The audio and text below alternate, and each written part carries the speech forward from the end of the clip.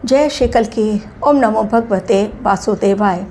आज भारतवर्ष जहाँ पर पहुँचा है उस जगह पर आज न केवल दुश्मनों की नज़र बल्कि पूरे विश्व की नज़र है। मिडिल ईस्ट युद्ध के कारण वैश्विक भूचाल आया, फिर भी भारत ने उस अस्थिरता को अपनी सूझबूझ से काफ़ी हद तक बैलेंस कर लिया। भारतवर्ष की यही चतुराई देखकर आज विश्व न सिर्फ हतप्रभ है बल्कि षड्यंत्रकारियों ने रच डाला फिर से बड़ा षड्यंत्र, जिसके बारे में मैंने पहले भी आगाह किया था। अब और कहां से आई बड़ी चेतावनी? क्यों मोदी जी की सबसे बड़ी अग्नि परीक्षा 21 जून को होने वाली है। जून महीना, पुरुषोत्तम माह, वैसे भी बहुत सेंसिटिव ग्रहों की चलती हुई हलचल के कारण ग्रह नक्षत्र परिवर्तन कर रहे हैं, राशि परिवर्तन कर रहे हैं और गुरुदेव बृहस्पति अतिचारी अवस्था में साफ सफाई का काम दुनिया से बहुत तेज़ी के साथ कर रहे हैं। असुरों का हो रहा है खात्मा। जो धर्म विरोधी हैं उन सब का नाम खुलकर अब सामने आ रहा है। आज ये सारी बातें आपको अपने वीडियो में बताऊंगी। सबसे कठिन अग्नि परीक्षा से गुजरने वाले हैं नरेंद्र मोदी 21 जून को, और उसके लिए उन्होंने भी कमर कस ली है, क्योंकि उन्हें भी पता है इस समय चेतावनीपूर्ण है। उनको भी उनके ज्योतिषी ने सलाह दी होगी डेफिनेटली, क्योंकि उनकी कुंडली में भी मंगल की महादशा और हमारे देश की कुंडली में भी मंगल की महादशा प्लस राहु की अंतर्दशा। राहु वो बारूद जो मंगल की चिंगारी पाकर भड़कता इतना तेज है कि सभी को अपने लपेट में ले लेता है और अच्छों की बोलती हो जाती है बंद। तो जब मंगल और राहु भारतवर्ष की कुंडली में महादशा और अंतर्दशा के रूप में है मौजूद, कैसे भारतवर्ष ले चैन की सांस। और इसलिए ये समय न केवल हमारे देश के लिए चेतावनीपूर्ण है बल्कि हमारे देश की सरकार के लिए भी चेतावनीपूर्ण है। वैसे भी सूर्य देव हैं राजा 2026 के अकॉर्डिंग, और विक्रम संवत के राजा हैं गुरुदेव बृहस्पति।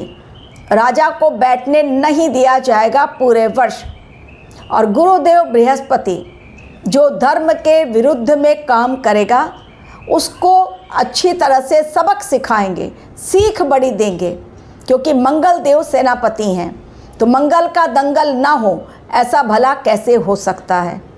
मोदी जी ने सोशल मीडिया को लेकर एक बहुत बड़ा फैसला किया।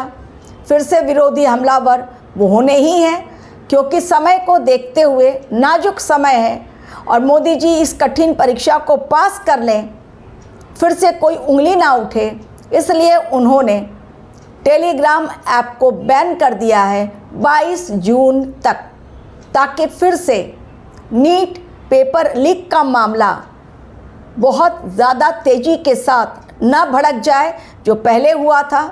ऐसी आग लगी उस पेपर लीक की कि सभी लोग धरना प्रदर्शन में शामिल हो गए।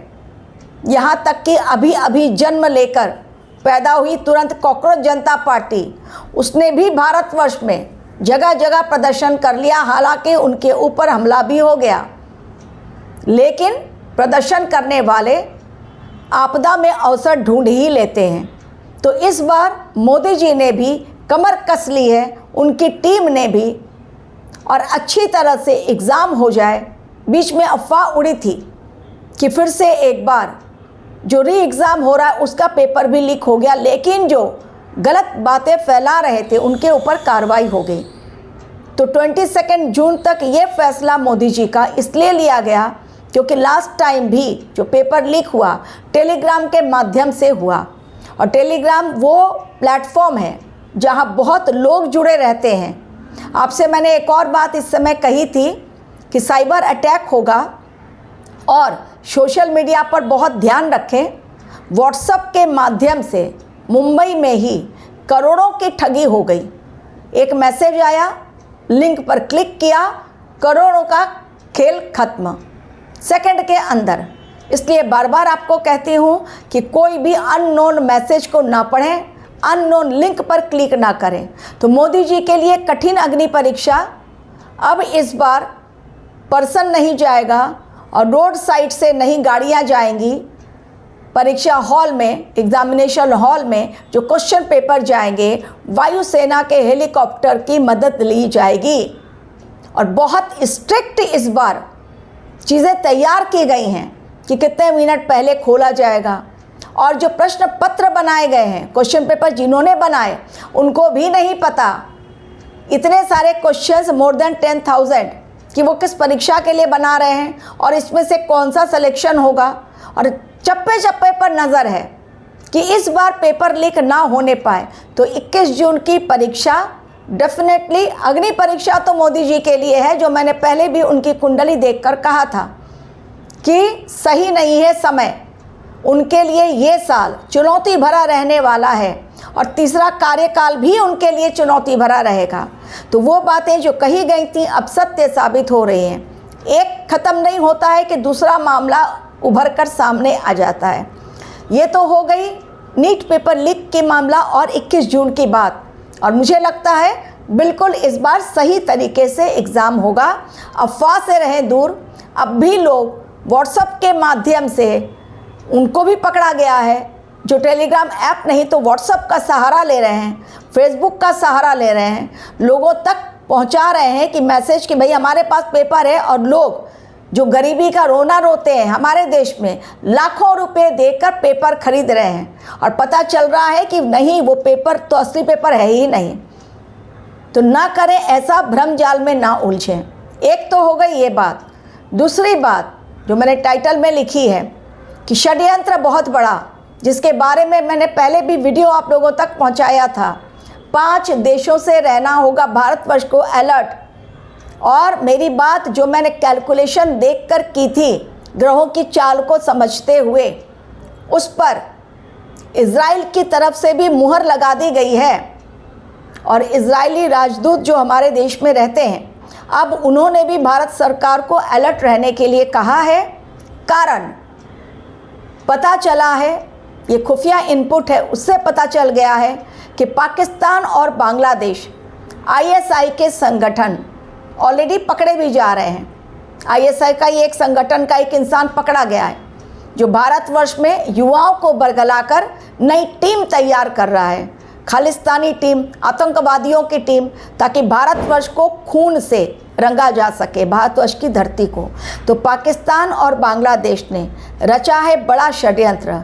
हमास के आतंकवादी इन दोनों देशों के माध्यम से भारतवर्ष में भीषण नरसंहार करने की तैयारी कर चुके हैं। और ये जो खुफिया इनपुट है मिला इज़राइल को, और इज़राइली राजदूत ने पास ऑन किया भारतवर्ष को और दे दिया सामने अलर्ट रहने की बड़ी चेतावनी कि जिस प्रकार इज़राइल की धरती पर अक्टूबर 2023 में हुआ था भीषण नरसंहार, 1200 से ज़्यादा लोग मर गए थे और काफ़ी ज़्यादा लोग घायल हुए थे। आज भी इज़राइल ना उस डेट को भूला ना वर्ष को भूला, और इसलिए वो युद्ध रोकने के बिल्कुल पक्ष में नहीं है। इस समय में हो सकता है बड़ा आतंकवादी हमला, क्योंकि मंगल की महादशा चल रही है। मंगल खून के कारक हैं, युद्ध के कारक हैं। और मैंने आप लोगों से ये भी कहा है, ऑपरेशन सिंदूर तब तक नहीं जब तक हमारे देश में अगला आतंकवादी हमला नहीं।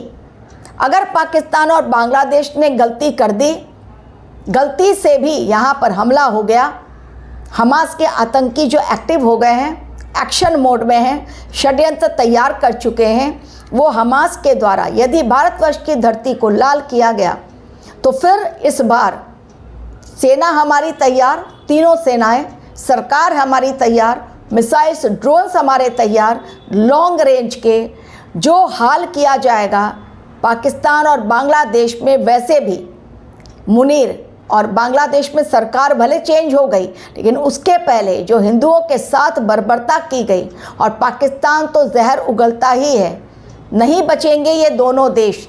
बांग्लादेश वैसे भी क्रोध में है, कारण बांग्लादेशियों को पकड़ पकड़ के चुन चुन कर भेजा जा रहा है बॉर्डर के पार, और डिटेंशन सेंटर में उन्हें रखा जा रहा है।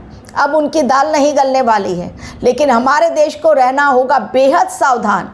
3 जुलाई से अमरनाथ यात्रा स्टार्ट हो रही है, 3 या 4 से अमरनाथ यात्रा, उसकी भी मॉक ड्रिल कर ली गई। हमारे सेना के अधिकारी, इंटेलिजेंस टीम फिर से मॉक ड्रिल कर रहे हैं सुरक्षा व्यवस्था को लेकर, चप्पे चप्पे पर नज़र। लेकिन इन आतंकियों की नज़रें धार्मिक स्थलों पर है, उन यात्रा पर है जिन्हें हम धार्मिक यात्रा कहते हैं, क्योंकि ये समय स्टार्ट हो गया है धार्मिक यात्रा का। Plus bus stand, railway station, बड़े बड़े गवर्नमेंट ऑफिसेस, ताकि गवर्नमेंट एम्प्लॉयज़ को ख़त्म किया जा सके, मंत्रियों को ख़त्म किया जा सके। तो एक भीषण नरसंहार की तैयारी ऑलरेडी पाकिस्तान बांग्लादेश के द्वारा होश उड़ाने वाला ये इनपुट जो भारतवर्ष को इजराइल की तरफ से मिला, काफ़ी पहले मैंने अपने चैनल के माध्यम से आप लोगों तक दिया था। और पहलगाम आतंकी हमला भारतवर्ष झेल चुका है, इसलिए उसके कान अब खड़े हैं। बार बार हमारी खुफिया एजेंसियां, सुरक्षा एजेंसियां पकड़ रही हैं उन आतंकवादियों को जो जानबूझकर हमारे देश में न सिर्फ अपनी घुसपैठ करवा रहे हैं, बल्कि तैयार कर रहे हैं वो ब्रिगेड युवाओं का जो हमारे देश में बड़े आतंकवादी हमले खुद के द्वारा करें।